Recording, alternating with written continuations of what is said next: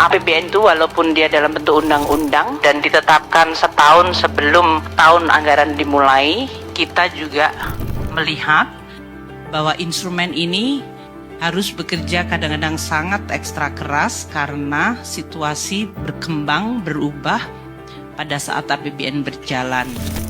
Temanya tetap sama, kerja keras, melindungi masyarakat yang terus-menerus memang suasana ekonomi dan geopolitik juga terus bergerak dinamis dan menjaga ekonomi kita tetap stabil dan tentu pada saat yang sama APBN-nya sendiri harus tetap terjaga sehat.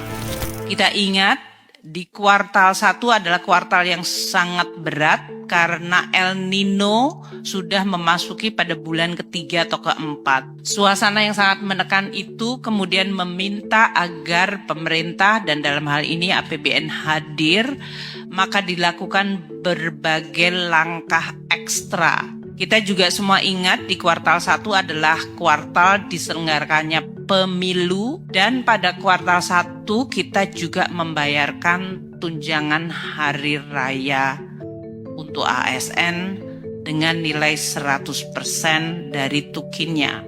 Dengan upaya pemerintah yang luar biasa melalui instrumen APBN, ekonomi kita masih tetap terjaga di kuartal 1 dengan pertumbuhan 5,11. Triwulan kedua, kita lihat kondisi belum membaik meskipun ada beberapa aspek yang mulai menurunkan tekanan. Kuartal kedua ini kita lalui dengan terlihat growth mengalami dampak di 5,05, sedikit melemah dibandingkan kuartal ke-1 yang 5,11. Kita lihat konsumsi rumah tangga tetap terjaga tapi masih tumbuh di bawah 5%, yaitu 4,93. Di kuartal ketiga, eskalasi dari geopolitik terus berlangsung di Timur Tengah. Dan kondisi ekonomi di Tiongkok terus mengalami perlemahan sementara respons polisinya belum diumumkan. Sedikit berita bagusnya di kuartal ketiga adalah Fed Fund Rate akhirnya diturunkan atau dipotong 50 basis point. Pemerintah merespons bersama-sama dengan Bank Indonesia untuk tetap menjaga meskipun tekanan dan imbas dari situasi Q1, Q2. Ini adalah berbagai instrumen di APBN yang bisa terus kita lakukan untuk meringankan tekanan pada perekonomian dan masyarakat. Jadi kalau kita lihat di triwulan keempat, episode terakhir dari 2024, kita lihat pergerakan dari tekanan ini sudah cukup kita bisa kelola dan tekanannya kita minimalkan terhadap perekonomian.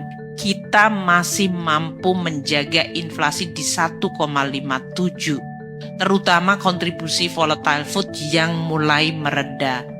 Berbagai anggaran pemerintah dilaksanakan di APBN, termasuk di kuartal keempat adalah transisi dari pemerintahan hasil pemilihan umum.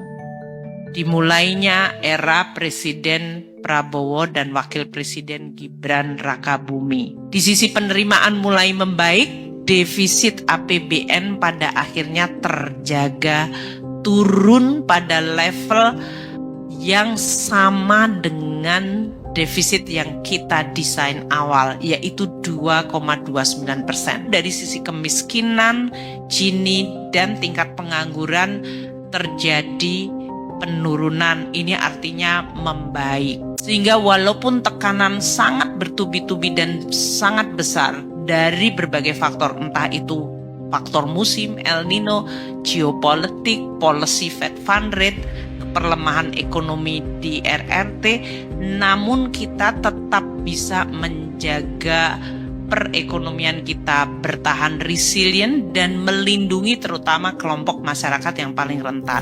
Penerimaan kita dalam hal ini kembali mengalami pemulihan sesudah tertekan sangat besar atau hebat pada semester 1. Dari sisi belanja tumbuh sehat di 7,3%, bahkan kementerian lembaga tumbuhnya double digit di 11%. Ini karena di tahun 2024 kita merespons banyak sekali shock dengan melakukan additional spending, tambahan belanja, baik dalam bentuk bantuan pangan karena mitigasi El Nino, stabilitas dari harga beras, bantuan sosial yang diberikan dan subsidi pupuk yang ditingkatkan, serta berbagai subsidi yang dinikmati kelompok kelas menengah seperti kredit usaha rakyat, subsidi BBM, listrik, LPG 3 kilo, yang semuanya mampu untuk mengurangi shock dan tekanan yang besar yang berasal dari berbagai faktor. Defisit primary balance kita 19,4 triliun, ini lebih kecil dari undang-undang APBN awal, dan kita juga terus mengelola utang kita secara hati-hati, prudent, dan juga terus terjaga reputasi dan kredibilitas APBN yang menjadi fondasi dari reputasi utang kita. 2024 perekonomian kita masih resilient dan bahkan tetap terjaga, dan beberapa indikator dari perekonomian juga menunjukkan perbaikan. Kinerja APBN 2024 tetap terjaga sehat, kredibel, dan dengan kredibilitas dan kesehatannya kita akan memasuki APBN 2025 yang saya juga yakin akan ada berbagai macam dinamika yang akan terus kita antisipasi dan kita jaga hati-hati perekonomian kita, masyarakat kita, dan juga APBN kita.